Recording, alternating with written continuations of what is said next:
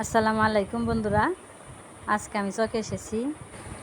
এই যে আমার বাসরে সবজি গাছের গোড়ায় অনেক ঘাস হয়েছে, সেই ঘাসগুলো নিড়াইতেছে। প্রচুর পরিমাণে গরম, এই গরমের মধ্যে যে আমার বাসরে ক্ষেত নিড়াইতেছে। বন্ধুরা, যারা কৃষিকাজ করে তারা কিন্তু প্রচুর পরিমাণে কষ্ট করে। এই যে রোদ্রে গরমে গাইমে অস্থিরে যে কাজ করতেছে। আর বন্ধুরা, আমার শ্বশুর বাড়ি বাপের বাড়ি এক জায়গায়। এই যে সবাই আমার ভাই ভাই লাগে। এখানে আমার দোস্ত আছে, আমার স্বামীর দোস্ত মানে আমারও দোস্ত। তাই যে এরা কাজ করতেছে, আমি বলছি যে এদের একটু ভিডিও নেই।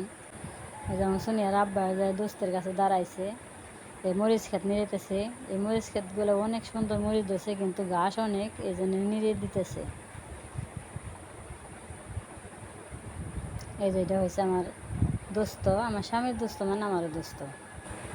আর এখানে যারা যারা নিড়াইতেছে সবাই আমার ভাই লাগে।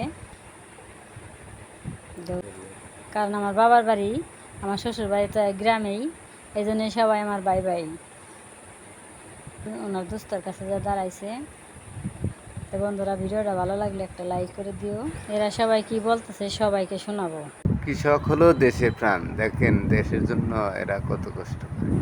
বন্ধুরা, আমরা যারা শহরে থাকি তারা কিন্তু আমরা এই পরিশ্রমটা করি না। এই যে মরিচ খেতে অনেক ঘাস হয়ে গেছে, তো ওই ঘাস নিজে দিবে নিছে। তুমিও কি যোগ দিলে না? দাও, নিরাও নিরাও। এই যে দুস্থের নাকি, এই যে এটা হয়েছে দুস্থ আমাগো। ওই যে আমার সোনিয়ার আব্বা আর ওনার দুস্থ মানে আমার দুস্থ।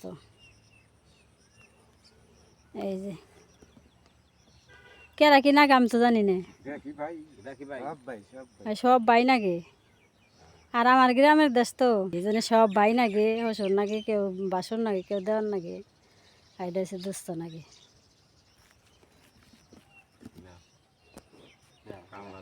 বন্ধুরা, গ্রামের কৃষকেরা কি পরিমাণ কষ্ট করে সেটাই সবাইকে দেখাইলাম। ভিডিওটা ভালো লাগলে একটা লাইক করে দিও, আর সবাই সাপোর্ট করো, সবার পাশে থেকো।